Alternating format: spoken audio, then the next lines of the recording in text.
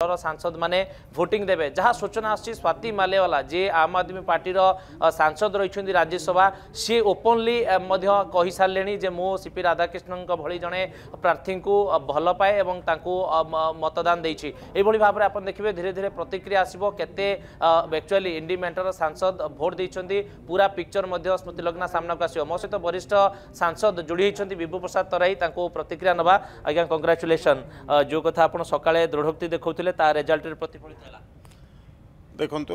गोटे कथा हूँ जे आमर लोकसभा और राज्यसभा जी आमर नंबर थिला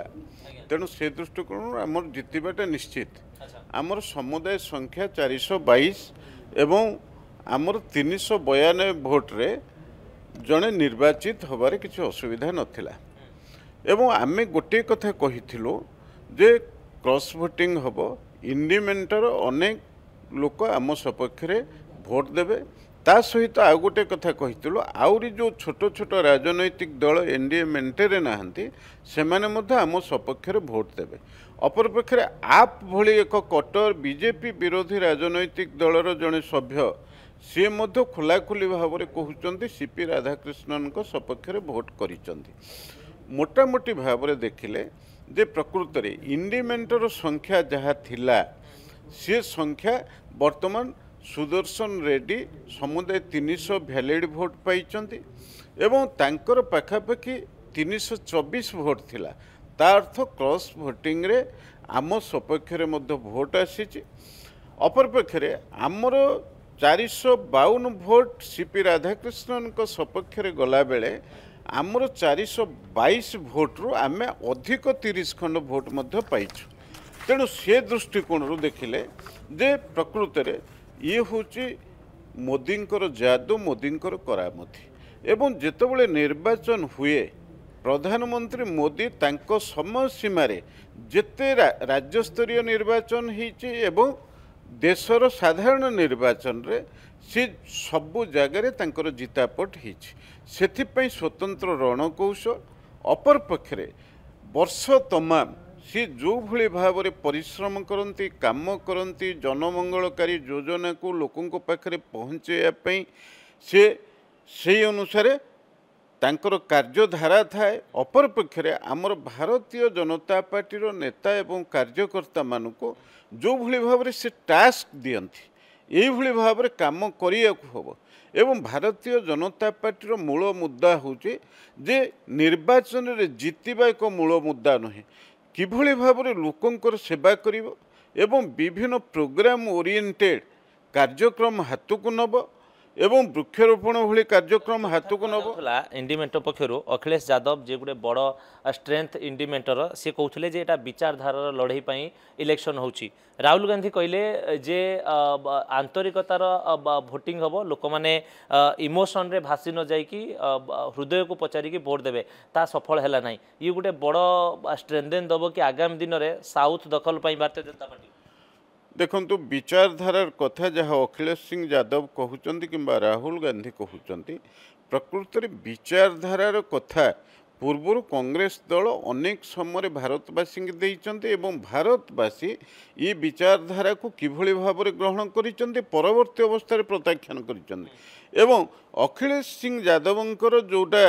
समाजवादी दल प्रकृति समाजवादी चिंताधारा किंबा दर्शन ये समाजवादी दल सांगे किछि नाही अपरंतु भारतीय जनता पार्टीर विचार एक राष्ट्रवादी विचार क्रॉस वोटिंग कथा को आम टे आसवा क्रॉस वोटिंग जो है आप कहते जेहेतु दक्षिण लड़ाई होता आंध्र प्रदेश प्रार्थी एवं तमिलनाडु प्रार्थी आप देते डीएमके गोटे डीएमके को गोटे अड़ुआ परिस्थिति क्रिएट कराइला जेहेतु माटीर पुओ कथा आसे आम देखीचु राष्ट्रपति जिते द्रौपदी मुर्मू निर्वाचन होता से किभली भाव आप समर्थन जुटाई पार्थे तेणु ये क्रॉस वोटिंग हुए तो दक्षिण भारत अधिक होती संदेह करा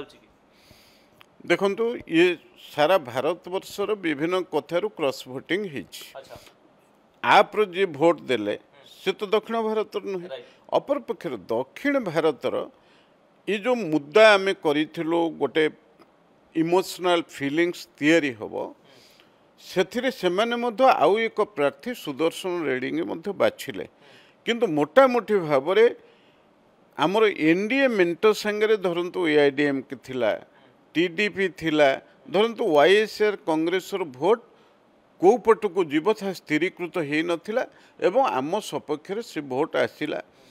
ଯଦିଓ TDP ଏବଂ BJPର ଆଲିଆନ୍ସ ବିରୁଦ୍ଧରେ YSR କଂଗ୍ରେସ ଲଢ଼ୁଥିଲା, କିନ୍ତୁ ସାମଗ୍ରିକ ଭାବରେ ଗଲା ଟର୍ମରେ ମୋଦିଙ୍କର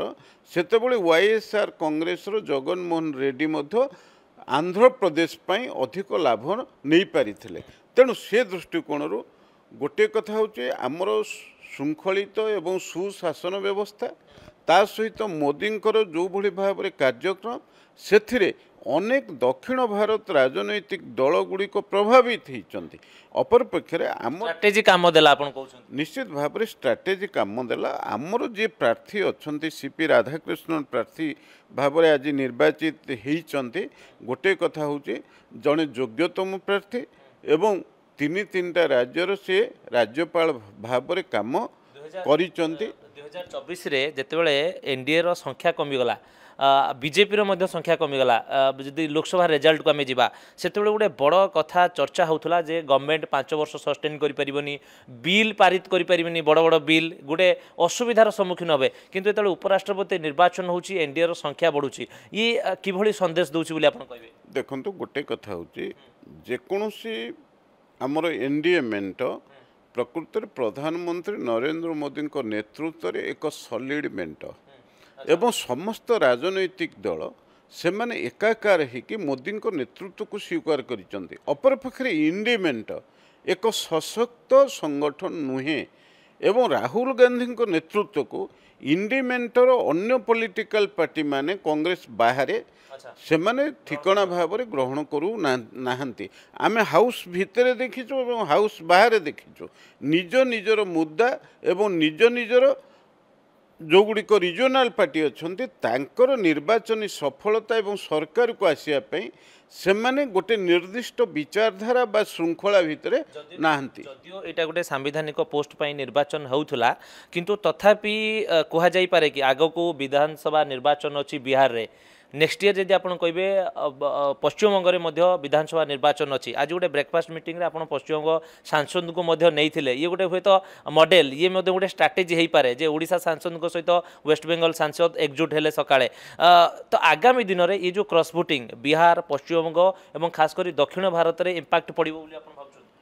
ଦେଖନ୍ତୁ ସମଗ୍ର ଭାରତ ବର୍ଷରେ ଏହାର ପ୍ରଭାବ ପଡ଼ିବ। ଆମର ଏବେ ନିକଟ ଭବିଷ୍ୟତରେ ବିହାରରେ ନିର୍ବାଚନ ହେବ ଏବଂ 2026 ପୂର୍ବରୁ 26 ମସିହା ସୁଦ୍ଧା ଆମର 5ଟି ରାଜ୍ୟରେ ନିର୍ବାଚନ ହେବ। ଆସାମରେ ହେବ, କେରଳରେ ହେବ, ତାମିଲନାଡୁରେ ହେବ, ପଶ୍ଚିମବଙ୍ଗଳାରେ ହେବ ଏବଂ ପୁଡୁଚେରୀରେ ହେବ ଏବଂ ବିହାରରେ ଏବେ ନିର୍ବାଚନ ହେବ। ଏ ସବୁ ରାଜ୍ୟଗୁଡ଼ିକରେ ପୂର୍ବ ନିର୍ବାଚନ ତୁଳନାରେ NDA ମେଣ୍ଟ ଏବଂ ବିଶେଷ ଭାବରେ ଭାରତୀୟ ଜନତା ପାର୍ଟି ବହୁତ ଭଲ ରେଜଲ୍ଟ କରିବ। ତାର କାରଣ ହେଉଛି ମୋଟାମୋଟି ଭାବରେ ଗୋଟେ ଗଣତାନ୍ତ୍ରିକ ପ୍ରକ୍ରିୟାରେ ଯେ କେବଳ ନିର୍ବାଚନ ଲଢ଼ିବା ପାଇଁ ଆମେ ନିର୍ବାଚନ ଲଢ଼ିବା ନାହିଁ, ଗୋଟେ କଥା ହେଉଛି କେଉଁ ସରକାର ଆମ ଦେଶକୁ ଆଗକୁ ନେଉଛି। ଆମେ ଦେଖିଲେ ଯେ ମୋଦିଙ୍କ ନେତୃତ୍ୱରେ ବର୍ତ୍ତମାନ ଭାରତବର୍ଷ 4ର୍ଥ ବୃହତ୍ତମ ଅର୍ଥନୀତିରେ ପରିଣତ ହୋଇଗଲା ଏବଂ 2027 ସୁଦ୍ଧା ଆମେ 3ୟ ବୃହତ ଅର୍ଥନୀତିରେ ପରିଣତ ହେବା ଏବଂ ଆନ୍ତର୍ଜାତିକ ସ୍ତରରେ ଯେଉଁଭଳି ଭାବରେ ଡିପ୍ଲୋମାଟିକ୍ ରିଲେସନସିପ୍ ମୋଦିଙ୍କ ନେତୃତ୍ୱରେ ତିଆରି ହେଉଛି, ଟ୍ରମ୍ପ ସେଠି ତାରିଫ ବଢ଼େଇ ଦେଲେ, କିନ୍ତୁ ମୋଦି ଯେଉଁ ଢଙ୍ଗରେ ରୁଷିଆ ଏବଂ ଚାଇନାକୁ ନିଜ ସପକ୍ଷରେ ନେଇକରି ଟ୍ରମ୍ପକୁ ଶକ୍ତ ଆଘାତ ଦେଲେ ଏବଂ आर्थिक दृष्टिकोण भारतवर्षर अर्थनीति की रक्षा करने इम्पैक्ट पड़ुची। आ गोटे कथा जानापी चाहिए ये गोटे बड़ स्ट्राटेजी थिला कि कहुई प्रधानमंत्री डिनर कैंसल कले जेपी नड्डा आपण सहित डिनर कैंसल कले मेसेज दिगला जे पंजाब रे बन्या अच्छी उत्तराखंड रे बन्या अच्छी जिते लोक असुविधा रोचंती प्रधानमंत्री कार्यशाला एक कथा उल्लेख कले जिते लोक असुविधा रोचंती आमे डिनर करवा एकजुट हवा एभली गोटे खराब वार्ता जीव ये गोटे स्ट्राटेजी थिला कि जो कार्यशाला रे 2 दिन आप आलोचना कले प्रधानमंत्री गोटे बड़ डिनर आयोजन करते से विभिन्न राज्यर मुख्यमंत्री जोग दे था तेणु ये गोटे इमोशनल टच कर जो अपोजिशन सांसद मान देखु जो मैंने सांसद भाव में निर्वाचित होकर आसी से साधारण लोक नुहति अपरपक्षे मोदी एक संवेदनशीलता दृष्टिकोण पंजाबवासी प्रति निजर मनोभाव को व्यक्त करने से जो भली भाव में डिनर व्यवस्था करते कैंसल कले एवं ये कथा को मध्य आमर कर्मशालार द्वितीय दिन से कहते आमको विभिन्न टास्क देला बेले जे मु डाकी डिनर पाई आमे निश्चित भाव में केबे ना केबे गोटे डिनर रे आमे समस्ते एकाठी हबा एक कथा मध्य स्पष्ट भाव में कहते गोटे कथा होची जेतेबेले गोटे राज्य रे लोक माने बन्या रे उबुटुबु होउचंदी सेतेबेले अन्य माने ताको चित्रण न करन। जदि आपंक आम भिडी भल लगा तेब आम चैनल को लाइक शेयर और सब्सक्राइब करने को जमा भी भूलु नहीं।